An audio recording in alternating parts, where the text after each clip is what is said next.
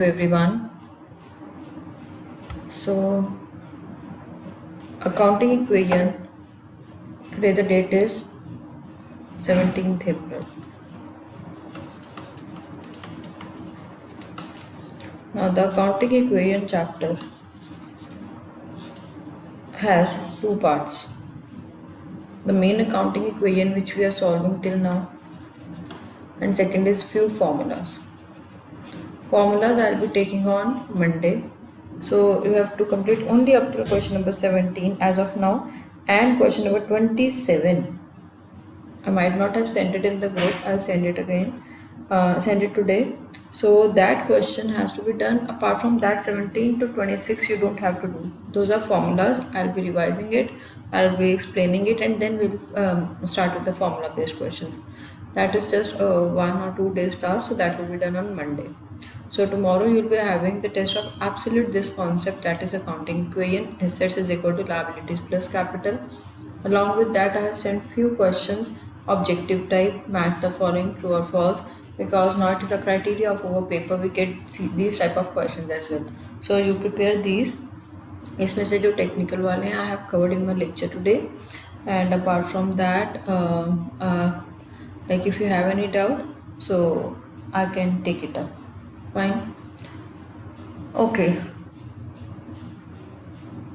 Let us discuss few more transactions which have an effect on accounting equation and where are these to be recorded. उससे पहले दो नई terms और करेंगे. Number 1, bad debts. Bad debts accounting terminology में लिखो अगली term, bad debts. The amount irrecoverable from debtor is called bad debt. जो पैसा हमें डेटर से नहीं मिला उसको क्या नाम दे देंगे? Bad debt. सपोजिंगली मैंने किसी कस्टमर को 1,00,000 रुपए का माल उधार पे बेचा. उधार पे मीन्स कि ही सेज ही पे आफ्टर 2 months. ठीक है जी. अब क्या हुआ, 2 महीने बीत गए, मैं उससे पैसे लेने गई. वो कहता है जी मेरे बिजनेस में तो लॉसेस बहुत ज़्यादा हो गए, I can't pay you the whole of amount, I will be able to pay you only 70%. ऐसे लिखा होता है. क्या लिखा होता है? 70%. ठीक है. तो अब क्या करेंगे? जितना मुझे मिल गया, जैसे ऐसे स्टेटमेंट्स आपको मिलेंगे. X is a person who owed rupees 10,000 became, ऐसे एग्जाम्पल दिया करो. बैड डेट की डेफिनेशन. इंसॉल्वेंट. इंसॉल्वेंट होता है बिल्कुल लाइक लॉसेज हो गए, he is not in the situation to pay off the debts. इसको हिंदी में कहते हैं दिवाला निकल गया. फिर हम सुनते हैं ना ये वाले बिजनेस की नीलामी हो रही है and all that stuff. So this is basically insolvency. And was able to pay only 70 पैसा इन रुपये. फिर ना कोर्ट बीच में बैठती है और वो डिसाइड करती है कि कितने पैसे दे सकता है अपने बिजनेस के स्टेटस के हिसाब से. तो कोर्ट ने डिसाइड किया वो सिर्फ 70% ही दे पाएगा हर बंदे को. इट मीन्स अगर मैंने 10,000 रिकवर करने हैं, 70 पैसा means 70%. So is able to pay 7,000, unable to pay 3,000. Able to pay 7,000, unable to pay 3,000. जितना तो ही इज एबल टू पे वो कैश में ऐड हो जाएगा, जितना ही इज अनएबल टू पे वो हमारा क्या बन जाएगा? Bad debt. क्या बन जाएगा? Bad debt. So bad debt is loss for the business, है ना. 10,000 में से 70% तो आ गए, 7,000 तो आ गए, कितने नहीं आए? 3,000. So bad debt is loss for the business. Business के लिए क्या है? लॉस. ठीक है. ठीक है. अब अगर अकाउंटिंग इक्वेशन में इसका ट्रीटमेंट करना हो तो क्या होगा? treatment in accounting equation.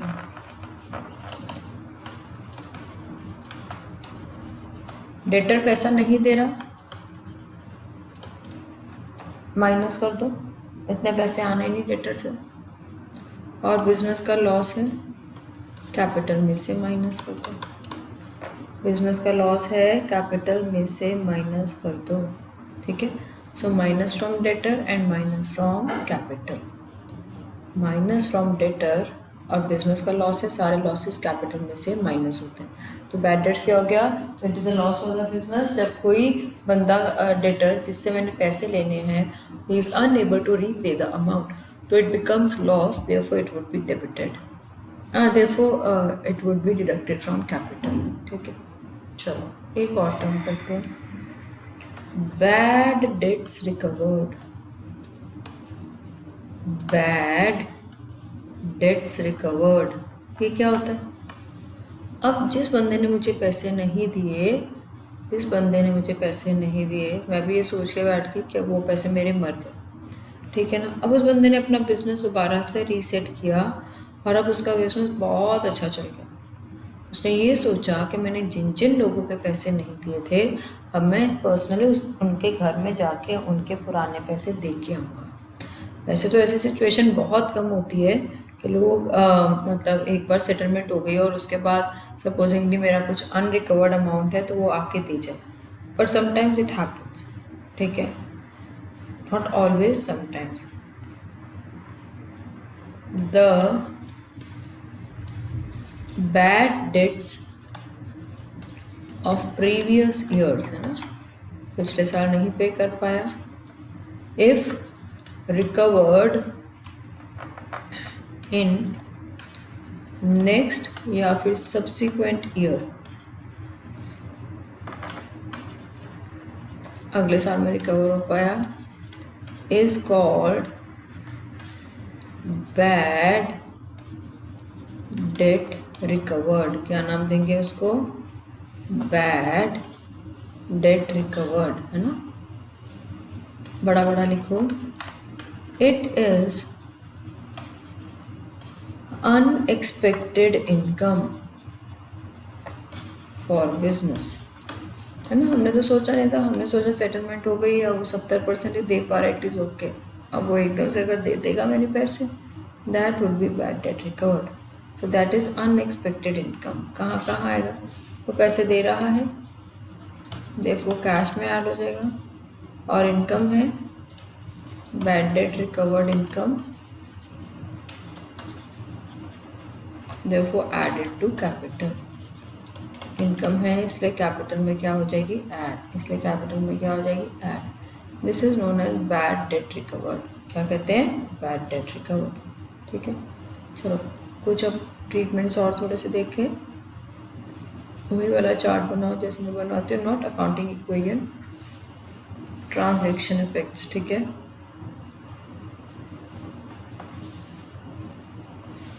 चलो बैड डेट्स क्या किया? डेटर में से माइनस, कैपिटल में से minus. Bad debt recovered, income, पैसे आ गए, कैश में plus,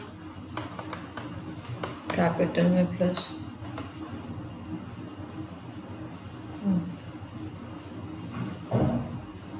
Received commission rupees 3,000, out of which rupees 500 is received in advance। कल के टेस्ट के लिए मेरे नोट्स और मैं जो ये ट्रांजेक्शन्स लिखवा रही हूँ, आई मीन जितनी मैंने ऐसे लिखवाई हैं, इनको बहुत अच्छी तरह करना।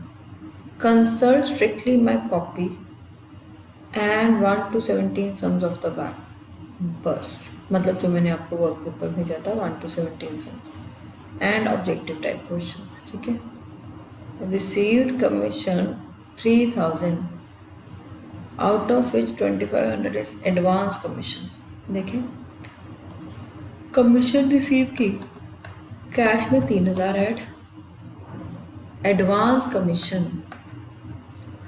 री रिसीव्ड कमीशन लायबिलिटी 2500, कितनी कमीशन लायबिलिटी है 2500, जो एडवांस कमीशन आई वही लायबिलिटी हुई, और 500 कमीशन कैपिटल में है। वेरी इंपॉर्टेंट अगेन, पैसे तो 3000 आए, 3000 कैश में ऐड कर दो, उसमें जो प्री रिसीव्ड कमीशन है मेरी लायबिलिटी कैपिटल में ऐड कर दो, और जो 500 रुपये कमीशन है वो इस महीने की इनकम, 2500 रुपये लायबिलिटी में ऐड कर दो, प्री रिसीव लायबिलिटी होती है, और 500 रुपये कमीशन कैपिटल में ऐड कर दो। ठीक है, फोर्थ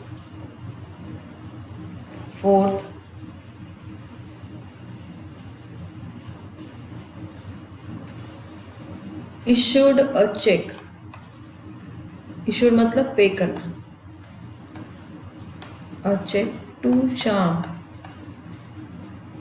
श्याम कौन है, creditor, for 20,000 in settlement of 22,000। शाम को चेक दिया 20,000 रुपये का, बैंक में से कितने कम हो गए 20,000। ठीक है, शाम क्रेडिटर है,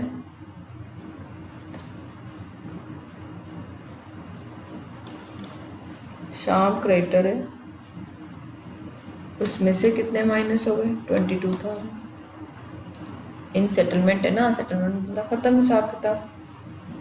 वैसे उसको 22,000 देने थे, चेक 20,000 का दिया, मुझे क्या मिल गया, डिस्काउंट, डिस्काउंट रिसीव 2,000, वो कैपिटल में ऐड है ना। देखो ना, जहाँ 22,000 दे रही थी वहाँ मैं 20,000 दे रही हूँ, तो 2,000 का डिस्काउंट कैपिटल में ऐड, 2,000 का डिस्काउंट कैपिटल में ऐड। ठीक है, चलो जी आगे।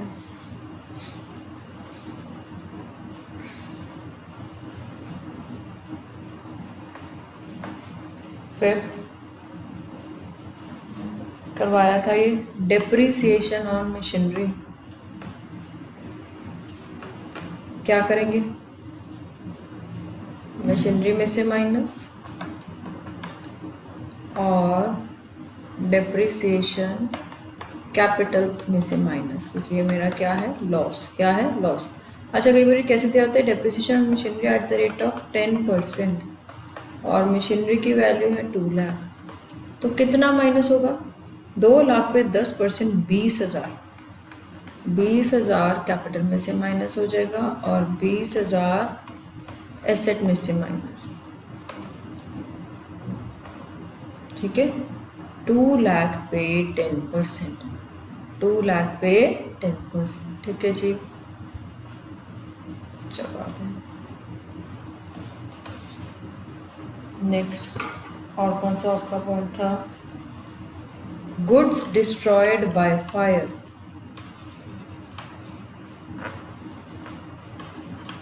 अकाउंटिंग इक्वेशन में क्या इफेक्ट आएगा, गुड्स में से माइनस, गुड्स में से माइनस और लॉस हो गया, कैपिटल में से माइनस, गुड्स में से माइनस और कैपिटल में से माइनस। ठीक है,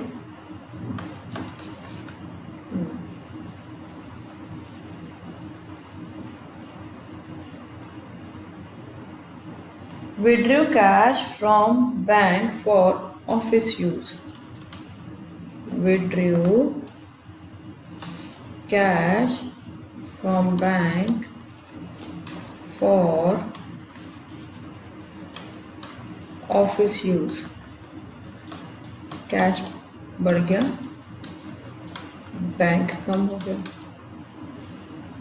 withdrew cash from bank, bank गए ऑफिस में तनख्वाह देनी थी, इसलिए पैसा निकाला, withdrew cash from bank for office use. क्या करेंगे, कैश बढ़ गया और बैंक कम हो गया, ठीक है। और अगर यही लिखा हो, क्या लिखा हो, विड्रू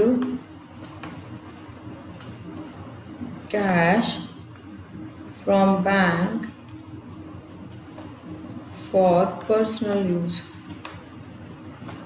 पर्सनल यूज के लिए विड्रॉ किया, तो बैंक से पैसा निकला, बैंक कम, और पर्सनल यूज क्या हो गया, ड्राइंग्स, कैपिटल में से माइनस, ड्राइंग्स क्या हो जाएंगी, कैपिटल में से minus. Is it clear? So this was like these were the most technical treatments जो आपको आ सकते हैं फॉर अकाउंटिंग इक्वेशन, ठीक है। यहाँ तक हमारा अकाउंटिंग इक्वेशन कंप्लीट हुआ। अब एक most commonly asked question objective type में आ जाता है। So write down the question, give an example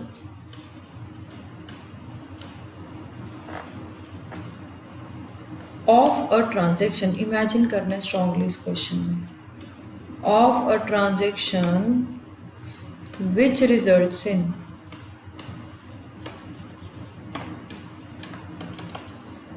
which results in a part decrease in asset,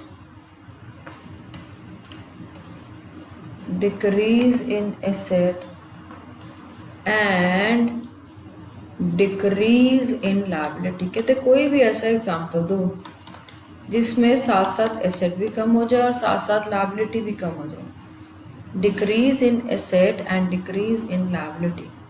imagine business में कोई ऐसी ट्रांजेक्शन जिसमें एसेट भी कम हो जाए और लायबिलिटी भी कम हो जाए। लिखिए answer, paid to creditor, creditor को पैसा दिया तो क्या हुआ, decrease in asset, cash asset है, कैश कम हो गया और उधर से क्रेडिटर कम हो गया।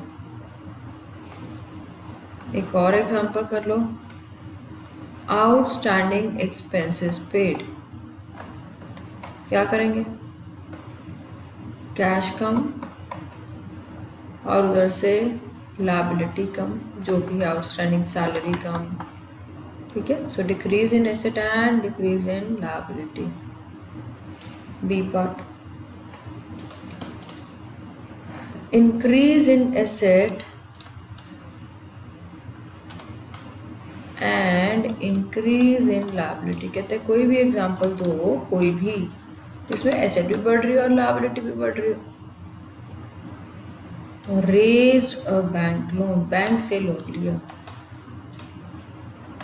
है ना, क्या क्या बढ़ गया, बैंक एज एसेट बढ़ गया और उधर से लोन बढ़ गया, बैंक एज एसेट बढ़ गया और उधर से लोन बढ़ गया।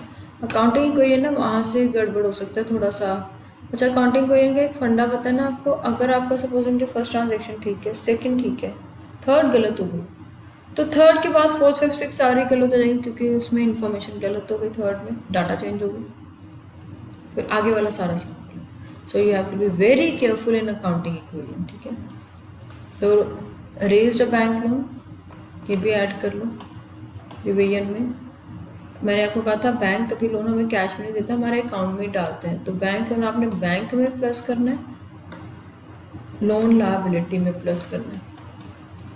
लोन हमारी क्या बन गई, लायबिलिटी, और बैंक में प्लस करना है, ठीक है। चलो, so increase in asset and increase in liability, raised a bank loan, तो बैंक बढ़ गया और उधर से लायबिलिटी बढ़ गई, ठीक है। C part, decrease in asset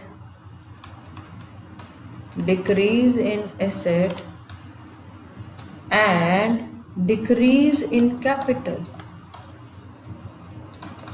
asset भी कम हो गई और कैपिटल भी कम हो गई।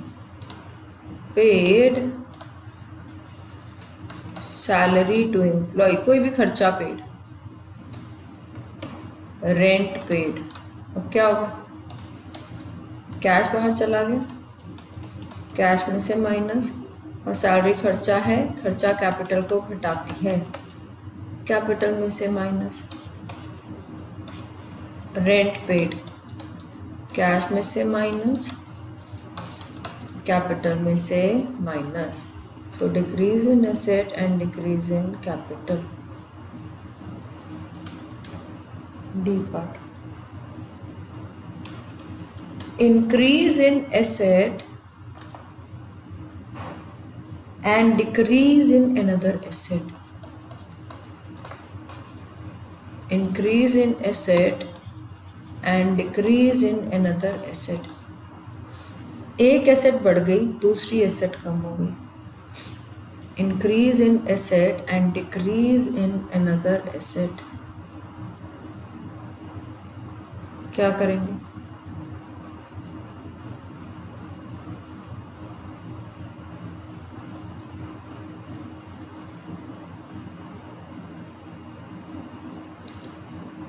फर्नीचर परचेस्ड, फर्नीचर परचेस्ड क्या होगा? कैश कम, एक एसेट कम हो गई, फर्नीचर प्लस फर्नीचर बढ़ गया. कैश कम हो गया और फर्नीचर बढ़ गया. अनदर एग्जांपल, स्टॉक परचेस्ड क्या होगा? कैश कम, स्टॉक हमारी एसेट है, गुड्स बढ़ गया. ठीक है. Last, increase in asset and increase in capital. Increase in asset and increase in capital. ठीक है. क्या करेंगे? एसेट भी बढ़ी और कैपिटल भी बढ़ी. कमीशन रिसीव्ड या इंट्रोड्यूस्ड फ्रेश कैपिटल, और पैसा बिजनेस में डालो. अच्छा, कमीशन रिसीव करें, कैश बढ़ गई और कमीशन इनकम कैपिटल बढ़ गई. इंट्रोड्यूस फ्रेश कैपिटल, कैश बढ़ गई और कैपिटल बढ़ गई, है ना? Is it clear? So these are the kind of sums which you can even get for 1 mark. ठीक है. अब आ जाओ ज़रा, जो मैंने आपको आज सुबह वो भेजे थे, फिल इन द ब्लैंक्स निकालो. उसमें से कुछ औखे ब्लैंक्स ट्रू और फॉल्स मैं कराऊंगी. So let's begin.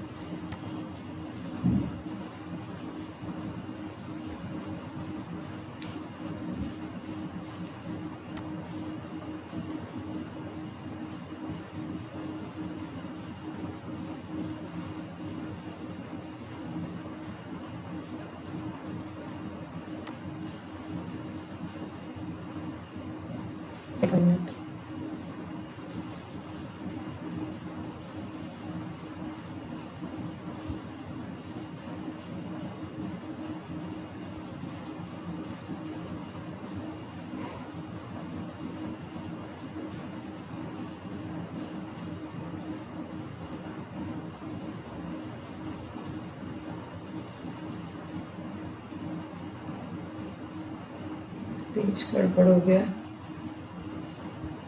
मुझे ना चेक करने दो.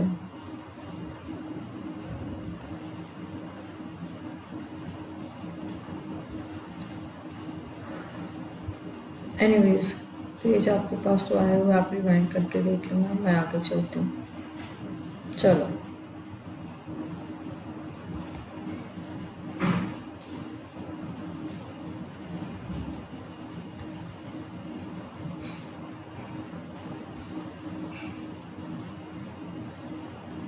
let's begin. Objective type questions.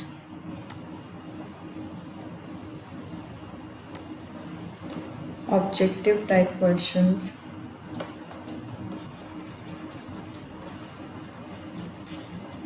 from PDF. Objective type questions from PDF. चलो करें. Fill in the blanks. Point number 3. fill in the blanks. Point number 3. An accounting equation is based on dash principle. An accounting equation is based on dash principle. कौन सा principle है? Write it down. Dual aspect. क्या कहता है dual aspect principle? Dual aspect principle कहता है says that every transaction has two effects. बताया हुआ मैंने पहले भी. एक हाथ दो, दूसरे हाथ लो. That is why every transaction is recorded at two places. ठीक है. Fourth, acceptance of bills payable. जैसे बिल रिसीवेबल एसेट होता है, बिल पेबल लायबिलिटी होती है. किससे लेते हैं आप? क्रेडिटर. वो एक्सेप्टेंस किसको देते हैं? क्रेडिटर को. क्रेडिटर कौन होता है? जिसको मैंने पैसे देने. अब उसको डाउट है कि मैं पैसे दूंगी या नहीं, वो लीगल बिल बना देते हैं. दैट इज नोन एज, मैंने पैसे देने तो बिल पेबल. क्या नाम होगा? Bill payable. Acceptance of bill payable. Acceptance means हाँ मैंने कहा मैंने पैसे देने हैं, एक्सेप्ट किया. Acceptance of bill payable will decrease a liability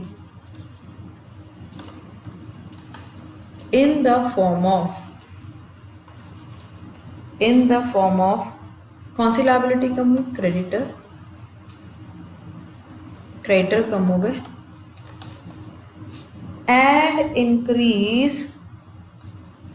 and increase another liability in the form of bill payable. एक लायबिलिटी कम हो गई, क्रेडिटर को बिल पेबल दिया और दूसरी लायबिलिटी बढ़ गई. ठीक है. चलो sixth part, equity of the owners.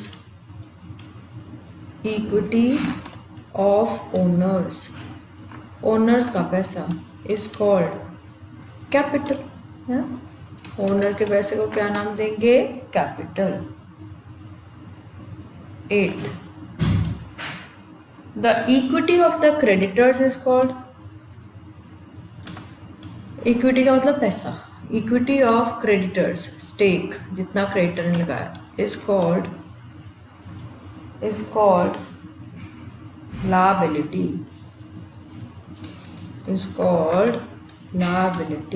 ठीक है. चलो ट्रू और फॉल्स देखते हैं कौन सा औखा है. बाकी इजी थे, आप खुद कर सकते हो. ट्रू और false.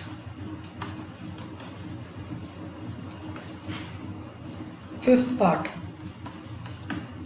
The balance sheet. Ma'am balance sheet क्या होती है? अब जो हमने किया था ना कि बैलेंस शीट फाइनेंशियल पोजीशन बताती है, यहीं से बैलेंस शीट बनती है कि एसेट्स इतने हैं, लायबिलिटीज इतनी है और कैपिटल इतनी. यही बैलेंस शीट होती है. Balance sheet is a list of assets, liabilities and capital. तो मैम अकाउंटिंग इक्विवेलेंट को भी बैलेंस शीट कह सकते हैं? नो, बैलेंस शीट का फॉर्मेट थोड़ा सा अलग होता है. यस, आइटम्स यही होते हैं जो अकाउंटिंग इक्विवेलेंट वाले होते हैं, एसेट्स, लायबिलिटीज एंड कैपिटल. तो कहते हैं balance sheet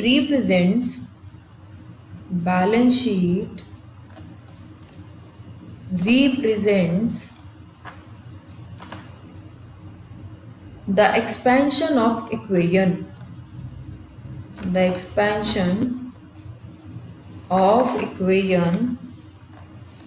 Assets is equal to liabilities plus capital. Answer is true. Yes, it represents the expansion of equation. मैंने कहा ना बैलेंस शीट में एसेट्स, लायबिलिटीज और कैपिटल ही आते हैं. ठीक है जी. अब आगे आते हैं हम नेक्स्ट पेज पे, एमसीक्यूज. एमसीक्यूज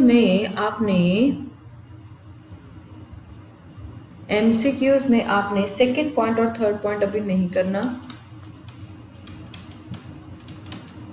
ठीक है जी. हम आएंगे 9th पॉइंट पे.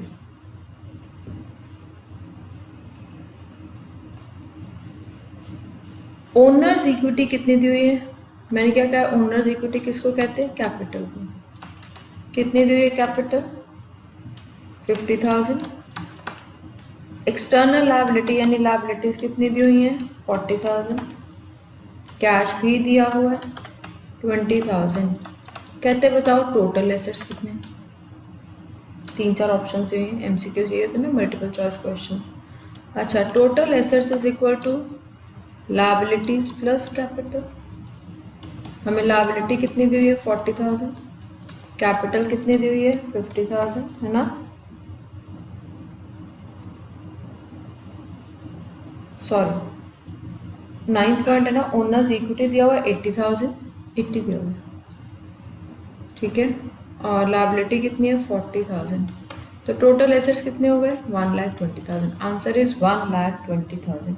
मैम ये कैश को क्या करना है? कैश तो ऑलरेडी एसेट का पार्ट था, उन्होंने जान के कंफ्यूज करने के लिए दे दिया। हाँ, अगर इसी क्वेश्चन में दिया होता assets other than cash is how much, फिर आप क्या करते? Assets other than cash is how much, फिर टोटल एसेट्स आ गए, उसमें से कैश माइनस कर देते, उसमें से कैश माइनस कर देते, ठीक है।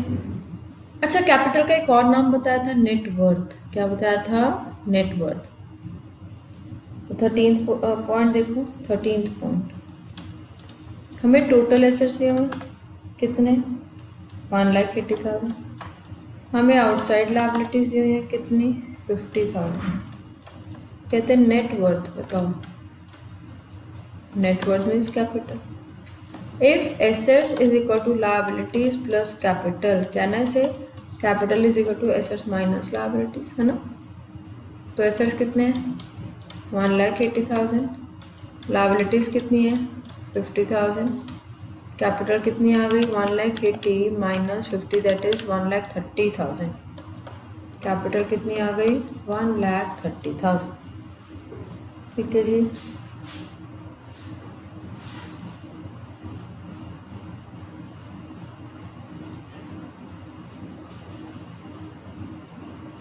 Next,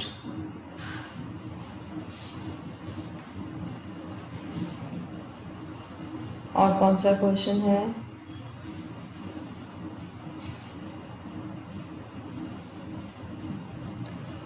very short answer question में क्वेश्चन नंबर 9।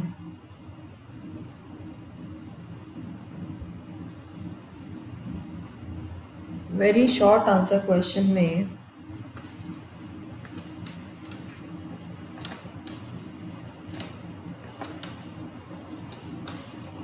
क्वेश्चन 9 करें।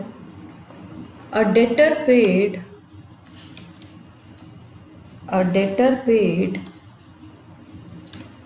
rupees 12,400 in full settlement of his dues of 13,000.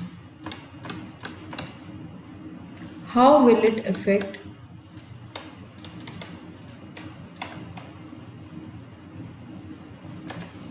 Accounting equation?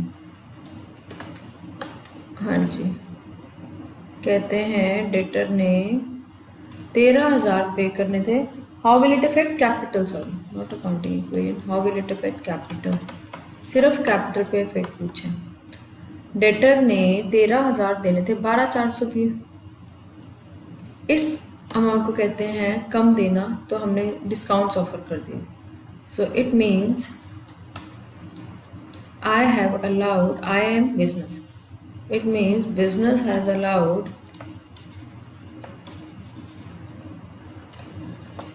a discount of ₹600. Business has allowed a discount of 600. तो क्या करेंगे? Discount allowed will be deducted from capital, है ना। Discount allowed खर्चा हो गया, discount allowed खर्चा हो गया, वो कैपिटल में से क्या हो जाएगा? माइनस। वो कैपिटल में से क्या हो जाएगा? Minus. So this is again a good question. Right down the question. ठीक है ना, 3 मार्क्स में आ सकते हैं। प्रूव दैट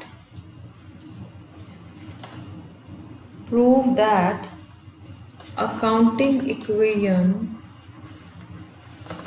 holds good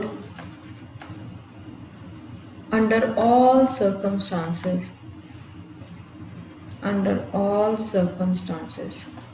अगर ऐसे क्वेश्चंस आ जाए तो कैसे अटेम्प्ट करने हैं? सबसे पहले meaning of accounting equation, number 2 concept behind it, concept कौन सा है, डुअल एस्पेक्ट सारा एक्सप्लेन करोगे, है ना। Then third, good example of 4 to 5 transactions, good example of 4 to 5 transactions. ठीक है ना, और हर ट्रांजेक्शन में अकाउंटिंग इक्वेशन मैच कर रही है, so you will say accounting equation holds good in all circumstances, under all circumstances। ठीक है जी। सो ये वाले सारे पॉइंट्स करके fill in the blanks, true or false, multiple choice questions, match। ठीक है। सो syllabus for the test of tomorrow, question 1 to 17, no theory, PDF of objective type questions,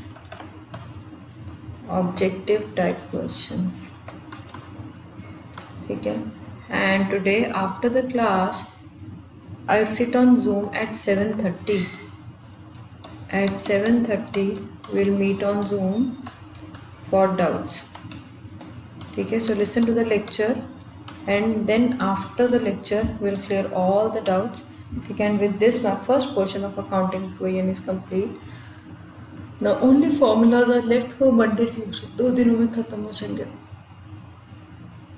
Formulas will be complete by Monday or maximum by Tuesday। Is it clear? This was all for today. Thank you and have a nice day।